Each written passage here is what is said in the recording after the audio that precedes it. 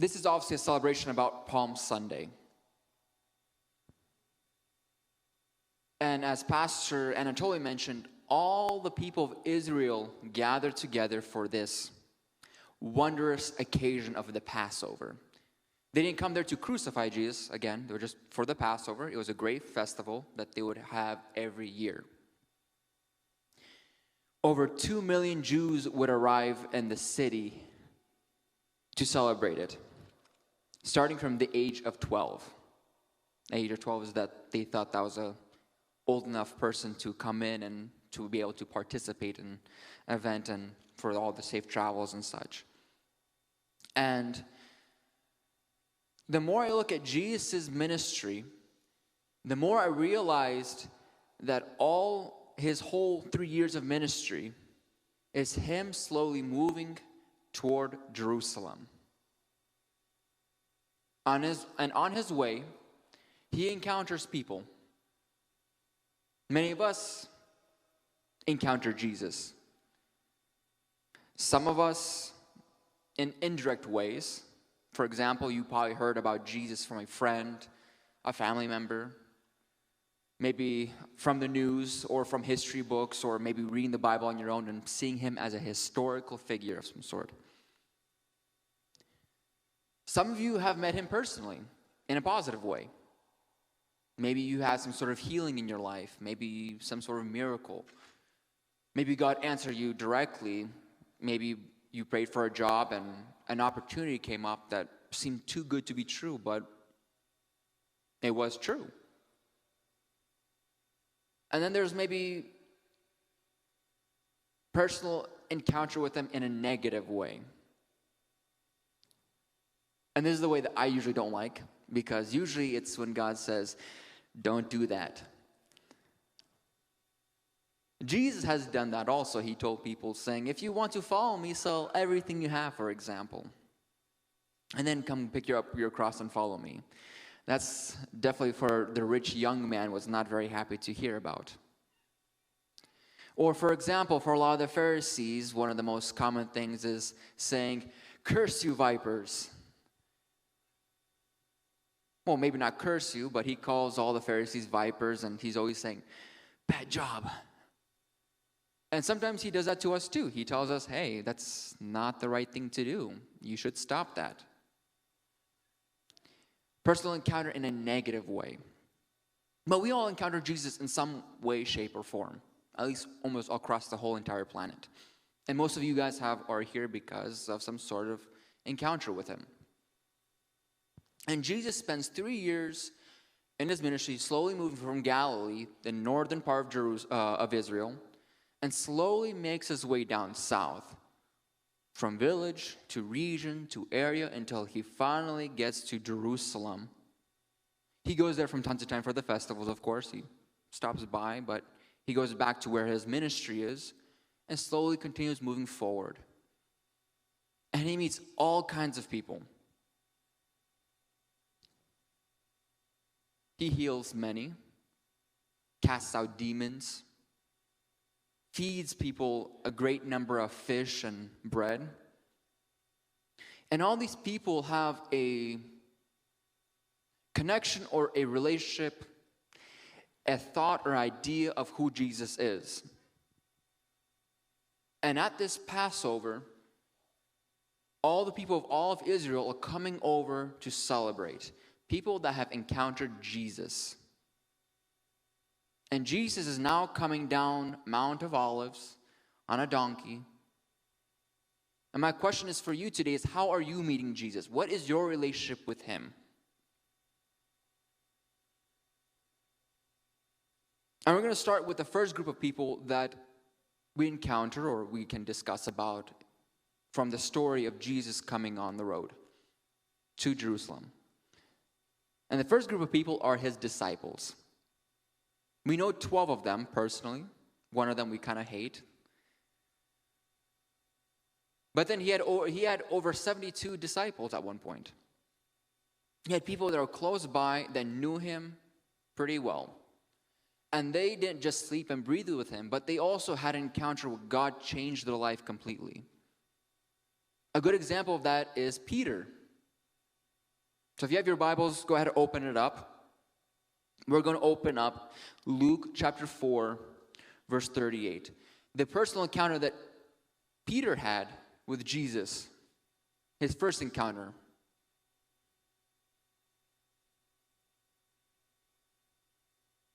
Again, Luke chapter 4, we're going to start in verse 38 and 39. The very first encounter that Peter has. And when he, Jesus, arose and left the synagogue and entered Simon Peter's house, now Simon's mother-in-law was ill with a high fever, and they, the people around him, appealed to him, Jesus, on her behalf. And Jesus stood over her and rebuked the fever, and it left her. And immediately she rose and began to serve them. The first encounter that Peter has with Jesus that's life-changing is that he sees his mother-in-law becomes healed. At least recorded in the book of Luke. And many of us love Peter. Some people are iffy about him. He's a character. But the first group of disciples that are with Jesus during his travel to Jerusalem on the donkey is his disciples. And the reaction that they give to Jesus is very different somewhat different than majority of the people there. Luke chapter 19. This is him coming into Jerusalem. 19 verse 37 and 38.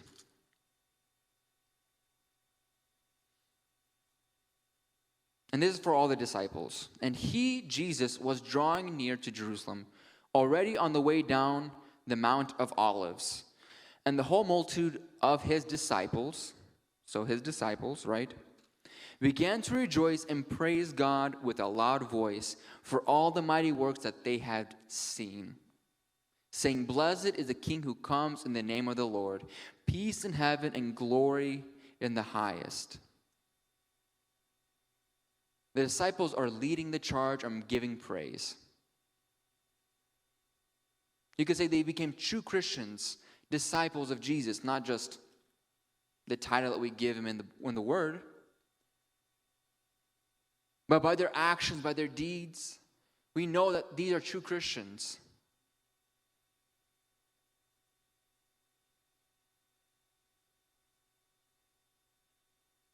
And their relationship with Jesus is very personal. It's not far off. It's where they meet with him constantly, daily, for the whole 3 years they are there.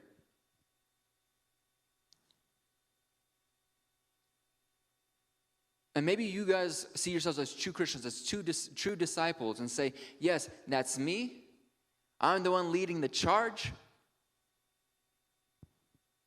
But there's also a group of people that are not the disciples here in this room, in this city. I would call them fans.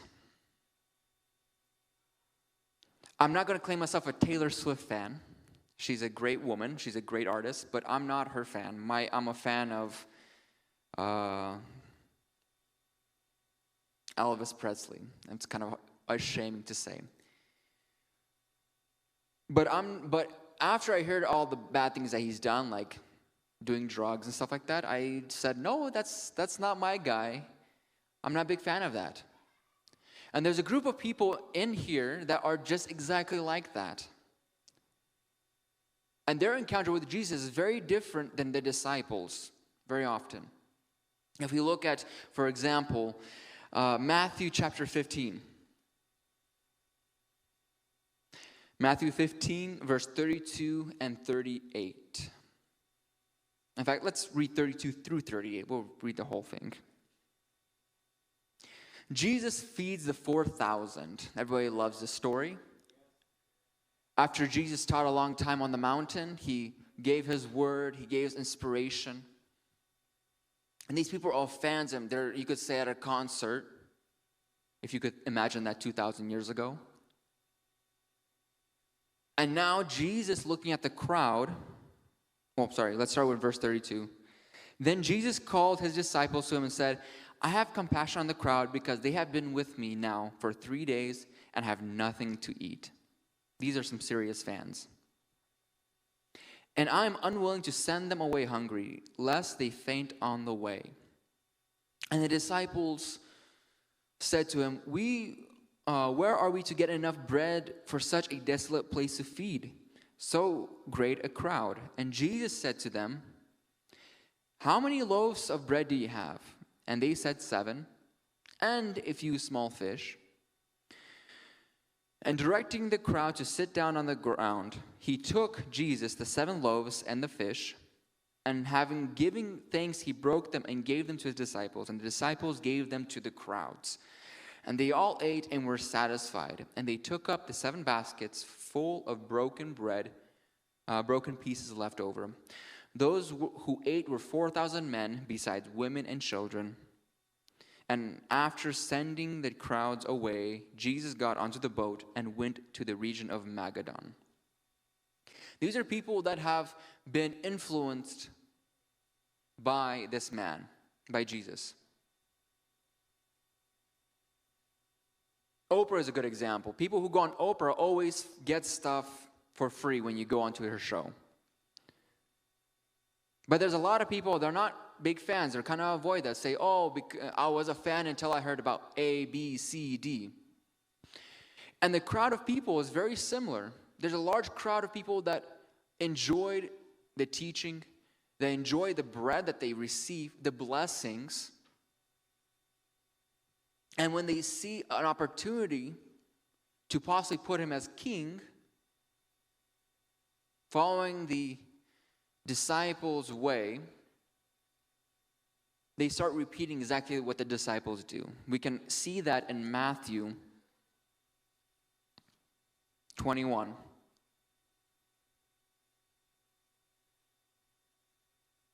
Verses 8 and 9.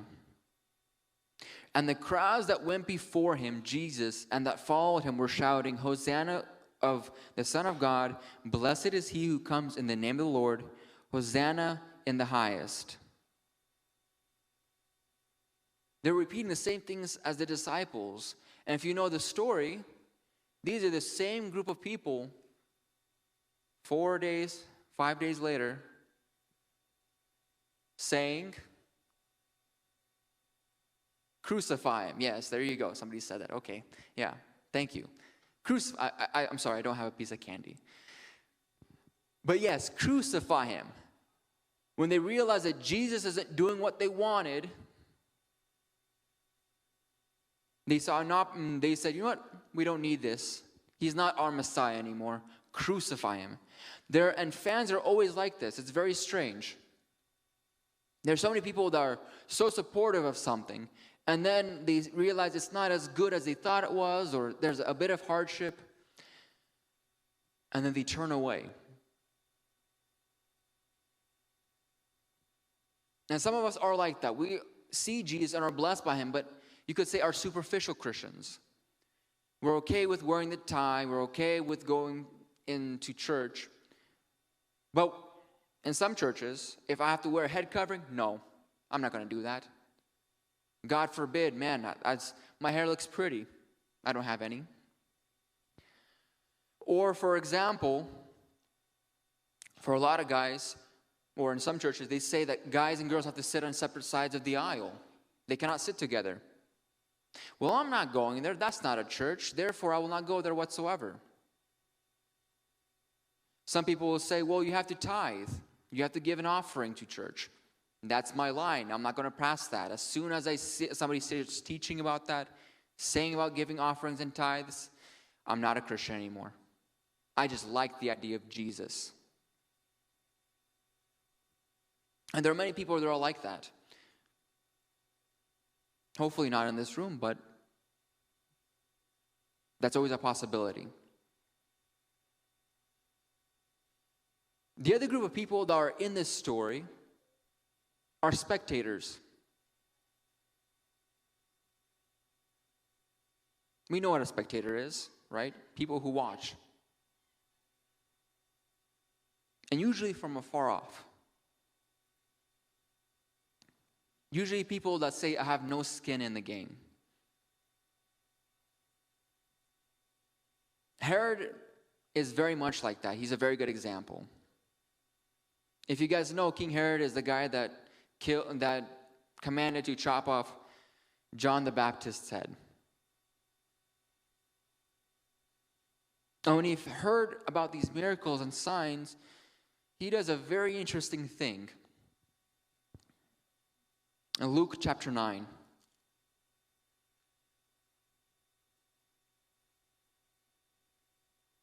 Luke 9, verse 7 and 9.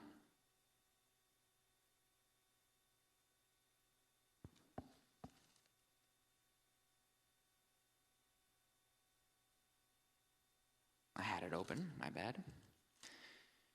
Luke chapter 9, verse 7 and 9.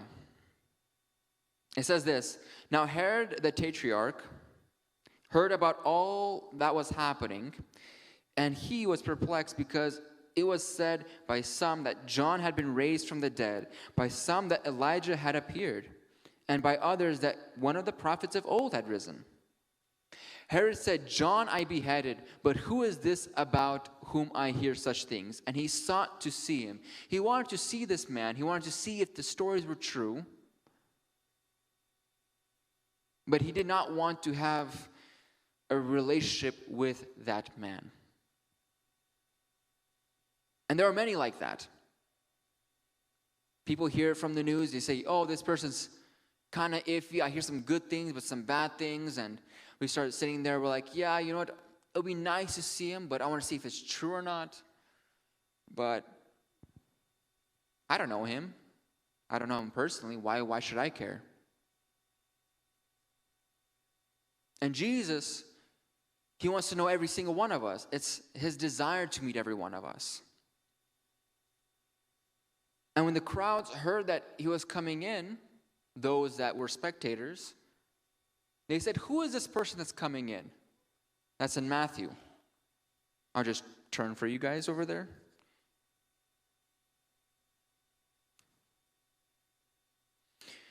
And when Jesus entered Jerusalem, the whole city was stirred up, saying, who is this person that's stirring everything up? And the crowd said, this is the prophet Jesus from Nazareth of Galilee. They're interested in knowing what's going on, but they don't want to get into it knowing fully what's going on. And the fans that were there, if you notice, they called the prophet Jesus. They didn't call him a Messiah. The disciples did. So automatically you could see these three groups of people have a completely different relationship with Jesus. They've encountered him personally, in a positive or a negative or indirectly already. And you could see these changes, how these people see Jesus. And Jesus is coming into Jerusalem. He's going to be meeting everybody. The last group of people I want to touch on is the opposition. Those who oppose Jesus. I think none of us are here that oppose him, but if you stone me, then I'll know, I guess. We also can call them Antichrist, but nobody liked to be called that. But they were against Christ. They were not for him. They did not want him to keep moving forward. And they were not just Pharisees. There's people that just didn't like what was going on. A good example of that is actually in Luke 11. Now, I think, is a very interesting story, because this is not Pharisees. These are just people that were around him. I think they were jealous. It says in Luke chapter 11, verse 14 through 16. Now he, Jesus, was casting out a demon that was mute. And when the demon had gone out, the mute man spoke, and the people marveled. It's pretty amazing to see that. But some of them said, he cast out demons by Beelzebul, the prince of demons. While others, to test him, kept seeking from him a sign from heaven. But he, Jesus, I'm going to continue on further in verse 17. Knowing their thoughts, said to them, every kingdom divided against itself is laid waste, and a divided household falls. These are not Pharisees, these are just people around him. And he further says on saying this, if I cast out demons, verse 19, cast out demons by Beelzebul, by whom do your sons cast them out? Therefore, they will be your judges. These people locally were already trying to cast out demons, and they couldn't do it. And they got offended or jealous.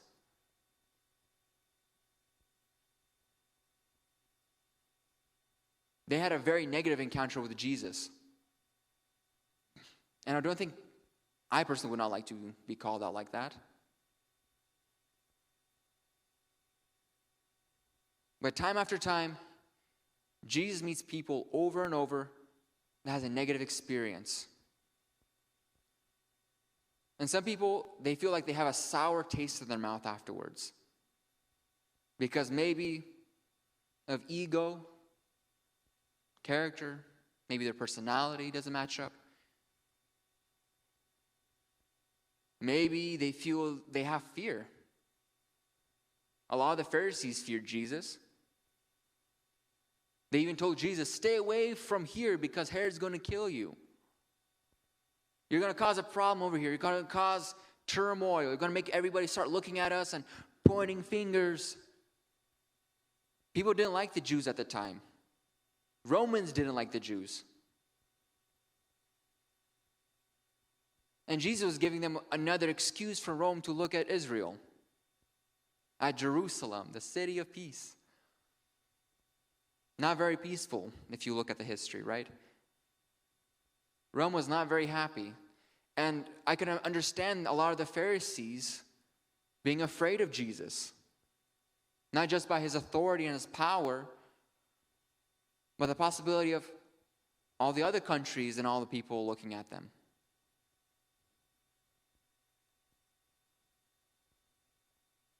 We already know what history tells afterwards that Jerusalem gets destroyed. Jesus prophesies against it and it falls apart. And it's amazing to see that there are people that have real concern. They have a negative personal encounter with Jesus. And hopefully that's none of you today, but that doesn't mean that you're actively opposing him with your fist shaking. Well, more so saying, God, why should I follow you? I might have to give up my comforts. I might have to be more vocal. I don't want that. That's also opposition. Indirectly, there's a lot of Pharisees that like Jesus, but they're afraid to say something, like Nicodemus, a secret disciple of Jesus, right? They're afraid of what everyone's going to say about them, to cast them out of their circle.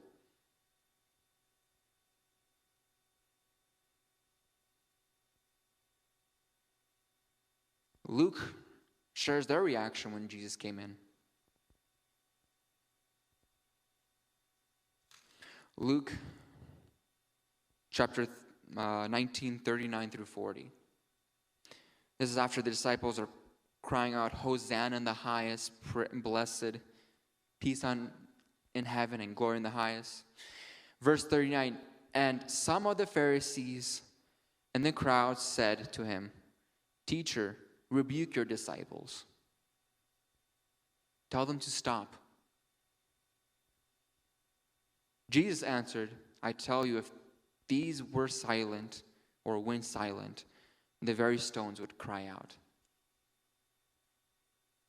We always quote that saying, if we're going to be quiet on worship, we always make fun of the worship team to be louder, because if they're quiet, then, the rocks will start singing or something. But the reality is that Jesus says, hey, my nature will cry out. They tell about my glory, my kingdom, who I am. And you could oppose it as much as you want. You might push the sight of that, the thought of that. But Jesus is still coming. He's not going to stop. Jesus prophesied, I'm coming again.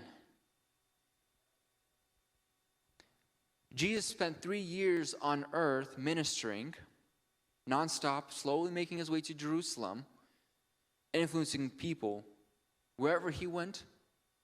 And they all had a view of him. They had a understanding of who Jesus is.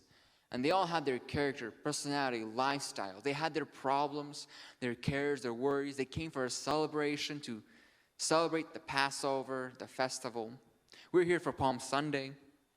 It's supposed to be a very joyous one. I'm kind of being a Debbie Downer. But Jesus comes in, he's saying, I'm coming. And what blows my mind is that Jesus then cries for Jerusalem and weeps over it, saying, if only you knew that I was coming, the visitation, the day that I would be here. If only you knew. Everything would be wonderful, it would be great. But you did not see it, you did not understand. And he's doing that today, since 33 AD, after he died, even till now, and further on. He's meeting every single person, asking you, hey, I want to change your life. I want to shape it. I want to mold it. I'm meeting you on the road. I'm coming to your Jerusalem. We, the people of Jerusalem, the people of Israel, the children of God, the people of earth here, are going to meet him. Some earlier than others. We're going to be visited by Jesus personally. And we get to decide how that relationship is, how we see Jesus. We could either be one of his disciples, saying, yes, I'm pulling forward. I'm going to be the one leading the charge. I'm going to be right next to my master, my Lord. You might be just a fan and only there for the moments that you think is good, that you like. All the sunshine, the rainbows, the palm trees. And then when it comes to possibly talking of death, you say, that's not me. Stay away. Further and further. I don't want to be near that. You might be a spectator and just say, you know what? I'd rather just watch from afar. That's Jesus. I'm going to not be involved in that. That's not my religion. That's not my idea. I'm not going to touch it.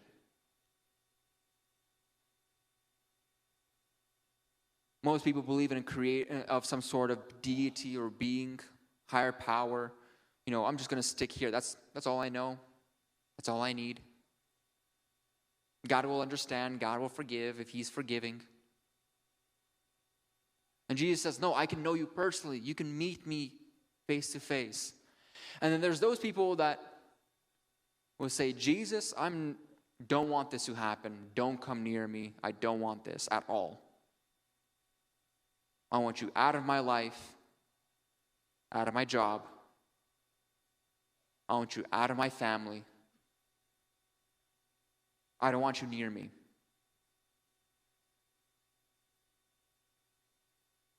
But Jesus is still going to meet that person. He's going to meet all of you, and that decides on whether or not how you want to see Jesus. And Jesus says, okay, if you don't want to be with me, if you want to look far away from me, from a distance, okay. Far away you go. If you're someone who's completely opposed to him, he says, okay, fine. Off you go.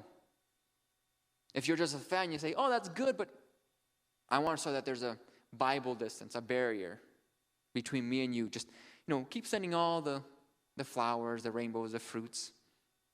Still a distance, closer. And Jesus says, okay, you just don't want to be here. You don't want to be at my barbecue. You don't want to have an awesome time. That's perfectly fine. If you're going to go to my barbecue, yes, you're going to have to flip burgers. It's a normal thing. Or shishliki. Fine, okay, kebab. And then there's the group of people that are going to be saying, no, I'm invited to the party. I'm going to his house. And I'm going to have a lot of fun. I'll wipe the snotty noses of the kids from time to time. I'll pick up the toys. But I get to be close by my Lord. I get to have the awesomeness, the blessing. And Jesus is going to meet every one of us. And I don't want to scare us because the reality is that hell is real. But that's what makes his grace so beautiful. Hell is not a place of just eternal damnation. That's what it's preached about, because the reality is this is a place where there's no blessing. And if there's no blessing, the exact opposite, curse. Another way to say it, damnation. But that's just because you stay away from his blessing. You don't want it. And I want to encourage each one of us to really look at that. We are believers. We have a step that we can take. Those who are true believers know what that step is, to go out and preach the gospel. Call out, Hosanna in the highest. Peace is here. For those who are still just following but not sure to make the decision, yes, I'm following the roses, but I'm not sure if I can take the thorns with me. You can take the gloves of grace, and hold that rose still. God's saying you could take my blessing. You could be right there. My grace is free and given to everyone. If you are far away, you're not sure whether or not I should get close to the garden, to the place where God is, to his house. You can, and you get to see who he is and how good he is. Taste and see that the Lord is good. And for those who are completely opposed, I can't persuade you to come near him.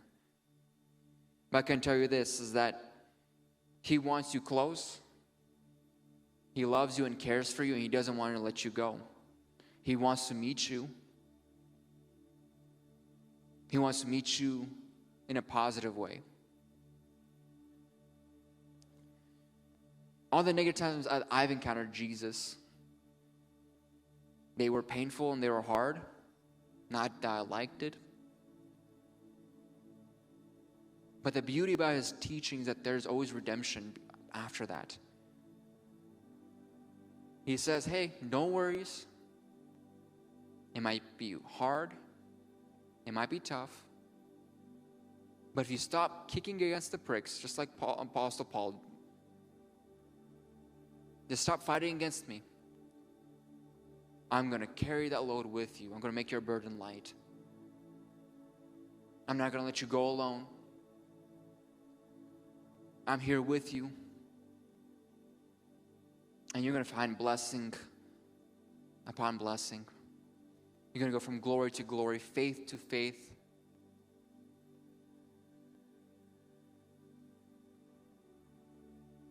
And maybe what's keeping you is the hardships. Maybe you're saying, I don't have the time to do that. I want to encourage you that Jesus himself said that if you have faith of a mustard seed, mountains will jump into the ocean, into the sea. He's saying that your problems, in other words, are nothing compared to what he's able to do.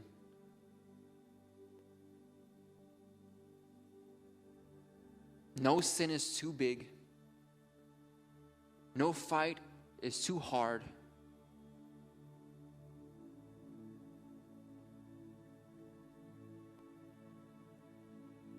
He'll find a way. He'll bring the people around you if need be. And I encourage you to find those people. And the great place to start is here. This is a great place. And God is in this place, and he's calling out to you. He's visiting you here today. This is your Jerusalem. He's here saying, I'm here. How will you meet me today? I'm on the road. I'm on the donkey.